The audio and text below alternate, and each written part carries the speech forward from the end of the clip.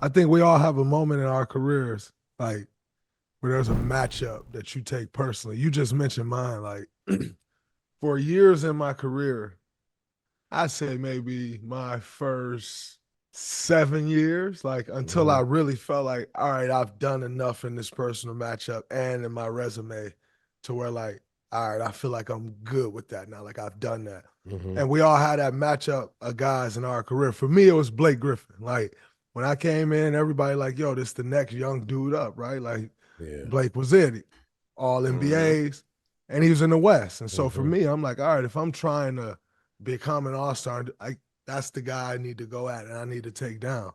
Who was that guy for both of y'all? I would say for me, mine was gonna be D Rose. You know what I mean? Then he got hurt. Yeah. Um, Other than that, it would be Russ because Russ was on the West. But for me, I'd say Kyrie. I mean, he was on the Yeah. East. Okay. You know what I mean? Every time we played Cleveland, I know that game was on TNT. I know it was on ESPN. I'm like, these shoes got to be laced super tight. Because you know what Kai bring it. Like, you know what I mean? You've been against Kai in the finals. And he just, for me, I feel like he's the most skilled basketball player. There's nothing he cannot do on the basketball court. Catch and shoot off the dribble, post ups, left hand floater. So for me, I knew I had to lace these boots up. Like, forget what happened the night before. Forget going to dinner late. I'm in his bed getting some rest and I'm going at it. So I feel like Kyrie would be my guy. Like that's who I would say I always look forward for that matchup. Yeah, I say for me it was always like Iverson or Kobe. Kobe, because that was the only time I got a chance for people to see me on TV at home when they it was different back then, bro. When no league pass. You know, they come to Charlotte, Kobe come to Charlotte, I had to put on a show, or Allen Iverson, because growing up, everybody wanted to be like AI, had that crossover like AI. And I knew if I need to put myself in a certain category. But in our era, it was like night after night. You had nightmares. Sam Cassell, you got nightmares. You better get some sleep. Nick Van Exel, you're gonna have nightmares. You better get some sleep. Tim Hardaway, like all these dudes was like, where I was when you dunked on me, John, right? And so it was like one by one trying to take them out. And I think as I got older, you look at like Chauncey Billups, Steve Nash, and Tony Parker, which a lot of people don't give a lot of credit to. Those were the dudes that, I wanted to take out or had a certain chip on my shoulder when I saw them. Yeah, I had to stretch my rookie year. I was like, no, the league set me up. I had D Rose, Rondo, and I go out west. I got Darren Williams, Yep. Utah, Russ, Uh-huh. and Steve Nash. I said, this some bullshit. Steve Nash went down there like 10 for 10 for me against me. And like, it's nothing you can do. He run around the basket. He don't stop his dribble. I'm like, bro, this dude is cold. Like, Yeah. so I had I was just like, I had that. You know what I mean? I can't forget CP. You know what I mean? I had CP at the time. Yeah. You still had Tony Parker. You know what I mean? People forget about Goran Dragic. He was hooping at that time. Too. Like, I was like, yeah, the league is some guards in this shit. That's when every night at the point guard position was head. Oh yeah, for sure. And then also I couldn't go guard no 3-man or a small 4-man that Mike can't shoot in the corner. You know what I mean? Like I have to guard the point guard every night. Check your man.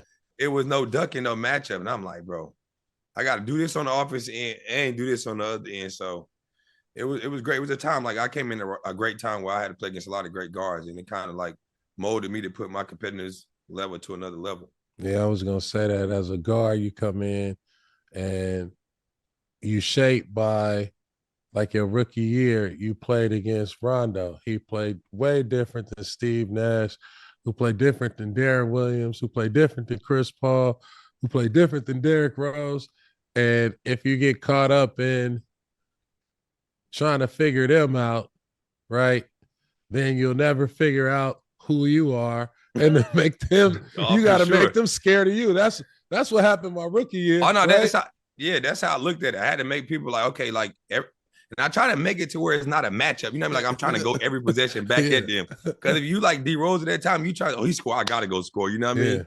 And then we can't forget like when Steph started to figure out and doing him, I'm like, oh, this is BS. Like I gotta run around 90 screens. Like, you know what I mean? Because he don't stop moving.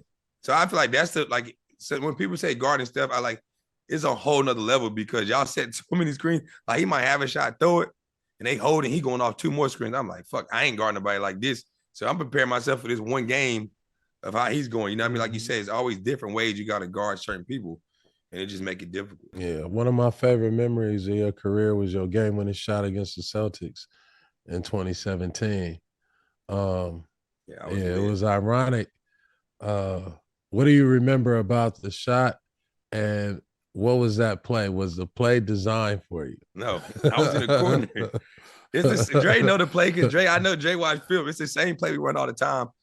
I decoy to the corner, the 4-man dive. Brad gets the pin down from Gortat. He supposed to catch the ball at the top of the key. Yeah. Marcus Smart was on top of the play, so I just legally run out the corner and like, just give me the ball. Then they got a 5-second violation and stepped out of bounds.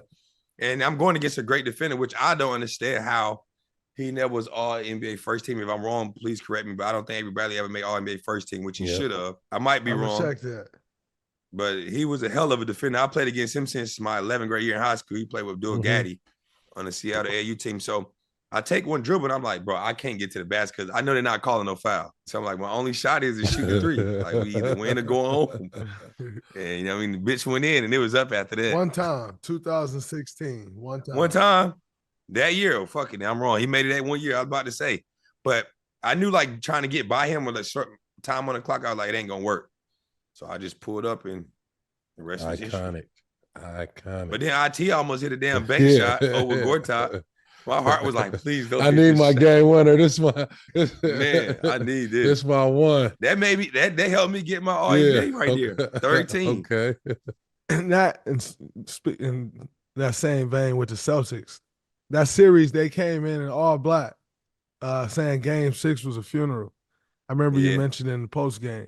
Was that a discussion for y'all going into that game? Like, like talking about that? Because at that time, like the fashion wasn't as in your face like it is now. Nah, like for me, it's like, you know how you sit back in the locker room, they got the little TV on, and they show the teams walking in. I'm like, damn, this nigga were all black. Yeah. Like, it's a funeral. I was like, nah, hell no. Yeah, that used to be the thing. Like, he just can't wear no, I mean, he can't wear no like all black and tell me it's a funeral. So I kind of took it personal. So you know how you warming up for the game. I told the guys, like, yo, we can't lose. Like, they treating it like we done with. Like, they already put us in the cast. We over. And I'm like, we got to figure a way out. So, I mean, luckily we came back and got the win. And then, you know, we lost in game 7. But I feel like, ironic, that's probably one of the best series in a long time. Like, was going toe-to-toe. And we really had real beef throughout the regular season. Like, we had real smokes out the regular season. So, to get to them was very, like, we needed that. Like, I wanted that smoke. No, them the fun times, man. When you got a little chippiness back and forth with a team, and then you get matched up with that team in the playoffs. Yeah, like we've had those times with like the Memphis Grizzlies. We've had those times with Houston where it's like this chippiness amongst you. Every game you got that same chippiness, and then you meet in the playoffs, and it's like, all right, here we go. Like I got you. And you know, every game is different, bro. Every game gonna be different. You like. Even you go down 2-0, you up 2-0, you like, man, shit, it ain't over. It don't matter. It don't matter. And like that's how I felt when we played Atlanta. We got to play Atlanta earlier that series, and I was mad because 2015 when I had Paul Pierce, I fractured my hand, and I finished the whole game 1. I didn't know I had 5 fractures in my hand. So I go to the back, take a shower, my hand like a little white muffin hand. I'm like, yo, I can't wash my back. I'm like, shit, I'm out. I missed like 3 games, so I mean, numb my hand up and finally came back and played. And I'll never forget, I blocked Schroeder's shot game 5, and Horford get the rebound and score a layup. And then they go up 3-2. I never forget, Dennis Schroeder and Kent Bazemore like looking at me and posted a picture. I'm like, oh, I got to get these motherfuckers. I got to get them. Like, I got to get them. So when we went back and we got to play them that year, and I had like 24 in the fourth. Like I ended up with 42. I was like, I told you I was coming back. I told you I was coming back. So, you know, like you said, you have those beef and those personal battles. That shit means something. Yeah, that all black to the funeral. That's kind of like a whole little mantra, you know.